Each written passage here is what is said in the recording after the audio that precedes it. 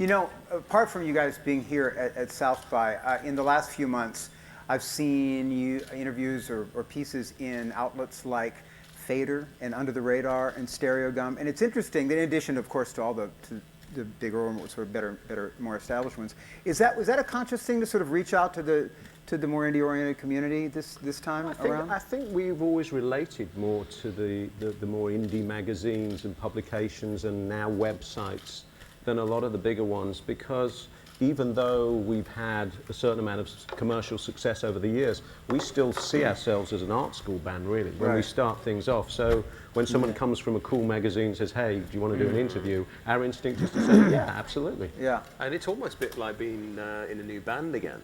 Yeah. Because we were kind of back to square one again. We didn't have a record deal. We didn't have a publishing deal. We just had a very small studio in London that we wrote all the stuff in with Mark. And it was just kind of built up from the ground. And some of the guys from iTunes came down, listened to the music, they loved it. So that was a very natural first step to go to iTunes to put the first songs out. And it's just growing. It's like a snowball that's kind of getting bigger and bigger. And it's, as I think you said, it's a very organic process. I mean, the last album was all about the big record company and a very traditional way of putting out a record. Yeah. But it kind of felt like the ship was sinking beneath us.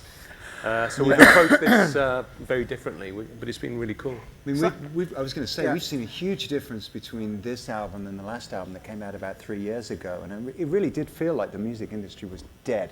Everybody in it was depressed. Yeah. You know, and in the last 3 years, I think everybody's come to terms with the internet. They've come to terms with online distribution and the need for it for the industry to survive. And we found like the difference in the energy around the business with this album has been huge. I'm sure that anyone here and there's probably a lot of you guys who've read a lot of the press, whether the interviews or reviews of All You Need Is Now, have read the anecdote that's been, or line that's been repeated, probably just to the point of annoyance, that Mark's idea was to sort of create, in a sense, a third Duran album. And John, again, I think it was you who said, that's great, and it makes for a nice soundbite, but really this, as far as I'm concerned, is a modern record, and really only could have been made when it was made. Right.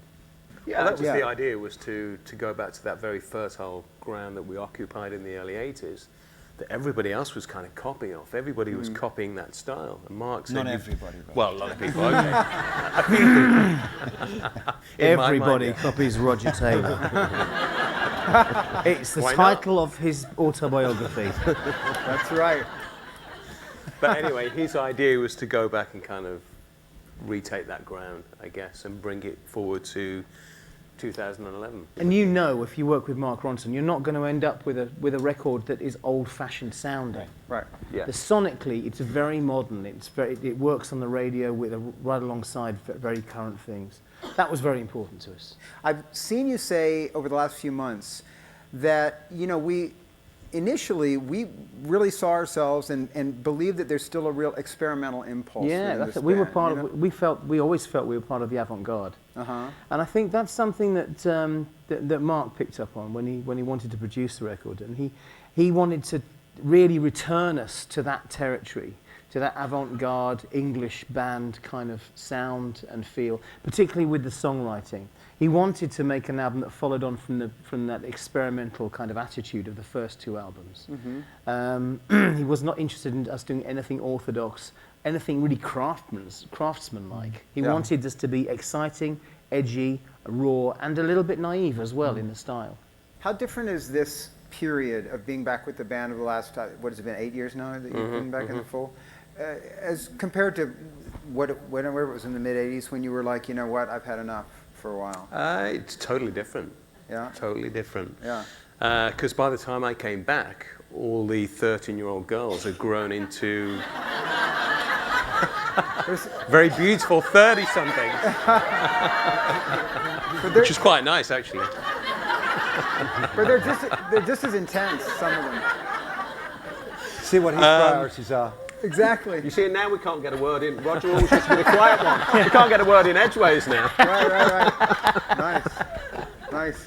But what I meant was See what I mean? no, what I meant was exactly. It was less intense.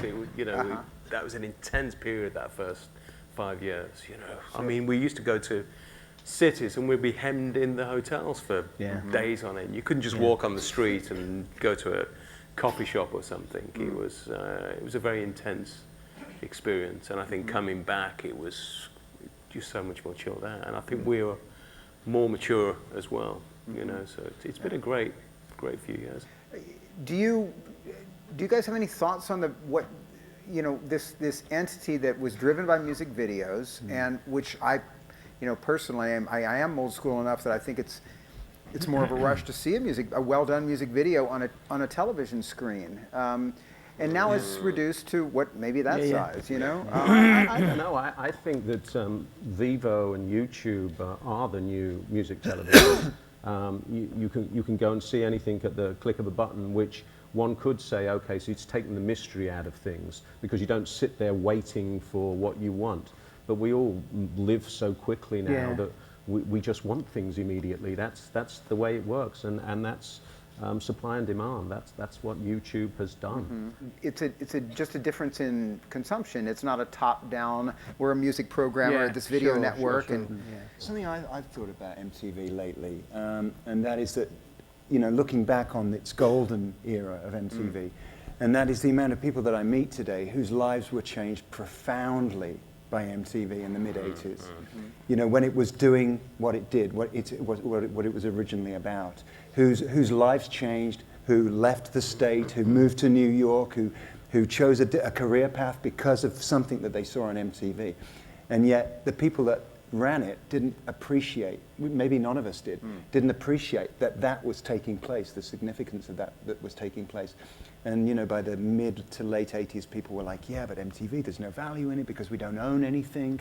And that was the thing, right? There you go. We've got to create programming because then we can own it. Sure. So now we own Jackass, which has never changed anyone's life, in any way. I don't think any piece of programming that MTV has created, has changed anybody's life profoundly. And that's kind of a sadness, but at the same time, it's just how it goes. It It's is an what it inevitability, is, an inevitability though, wasn't it? Because when MTV started, it was true maverick cable TV programming. When we used to go there and they'd say, what do you want to do today? That's why we'd turn up with Andy Warhol or Keith Haring, say, hey, Keith's going to paint the set. They'd say, okay, great, no problem. And it was much more loose. And then, of course, it had to be formatted and there was more programming, and then the horror playlist. Because it used to be more like DJs or VJs who would choose songs and actually give you ideas and suggest things. And then suddenly it became that same list that everybody else was playing. And that was a sadness. I don't know what you think about this, John, but my feeling always was that, when we came to America in '81, the FM radio was just locked up. It was Led Zeppelin's Stairway to Heaven on the hour every hour. It was Journey, Van Halen. There was this sound, this FM radio sound, and it was impossible to get on radio. And I feel that, like, when MTV started, had there been videos for those songs, they would have played them. And MTV would have followed that FM format. I agree.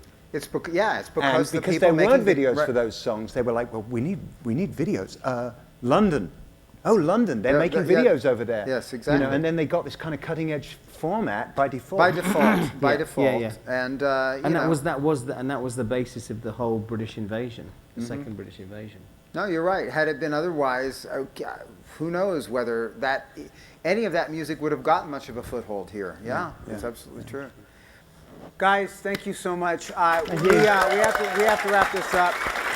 I know I speak for many of these people when I say it is always good to see you. It's been too long since I've seen you all, and the record could not be happier for you. And best of luck the rest of the year. Thanks so much, man. Cheers. Thank you. Thanks. Thank you, everybody. Thanks, man. That's great. Thank you so much. Ciao.